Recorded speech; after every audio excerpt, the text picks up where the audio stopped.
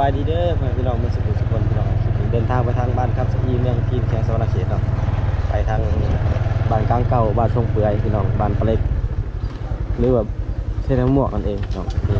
เดินทางไปพี่น้องหลังจากที่วันที่19ฝนตกหนักต้นน้ำท่วมเมืองพีนหลายบ่อนหลายจุดพี่น้องทั้งเซโกนทั้งกีฬาบุรีเมืองน้องน้ำท่วมเนาะท่วมบางจุดเนาะแต่ว่าก็หลายบอลหลายที่ที่ว่าน้ำท่วมกันพี่น้องมันเสียหายก็คือว่าหลายล้านเติบพี่น้องแต่ว่าตอนนี้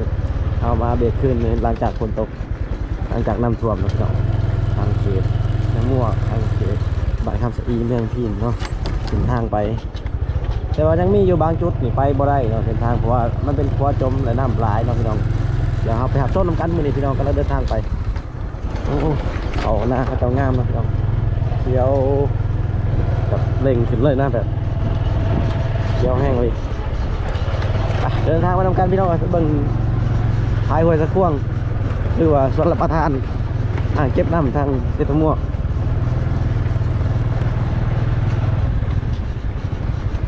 ตรงตัวไหนขนมน่ะเลยเขาหน้าทะเลงามเลยเนาะพอลูกเขียวฮะบ้านเขาก็งามแต่งามเหมือนกันแหละพ้นมันลายเขียวแห้งเลย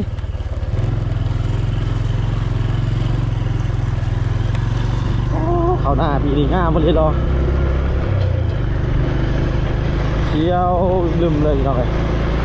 เขาที่พ้นดีจะนำถ่วม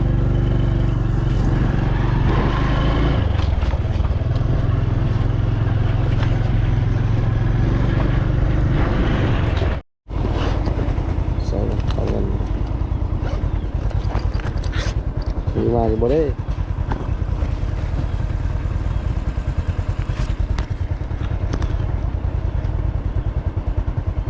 มีเงินทอดนี่บ่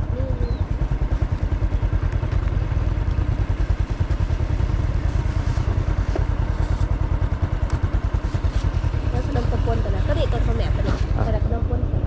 ได้ครับปนเอาปนกันก็ได้ปนตะพัดกันนะเอาตัวนี้ก็ได้ครับนี่มันใจดีวะเอาตัวปนนี่แหละไม่ขัด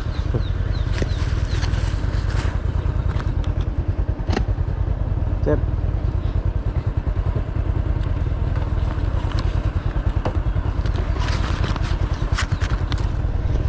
รอขายเขาใส่นี่ไปหน่อยเท่านี้แหละเม็ดเนาะเม็ดเนาะเขารอขายเลยเม็ดเนาะเม็ดกับข้าวไปห้าง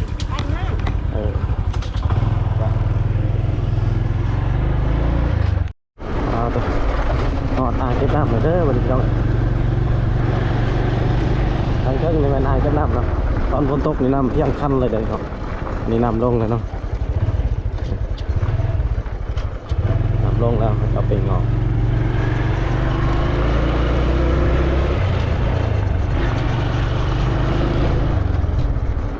อันตรายในช่อง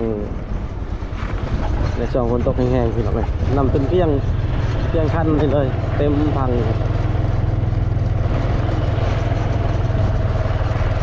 เชื่อแค่นั้นน้ำท่วมมืดแล้วครับถึงทำลงแล้วโอ้เห็นทางคันพายกับลูกโนนทางบดีเลย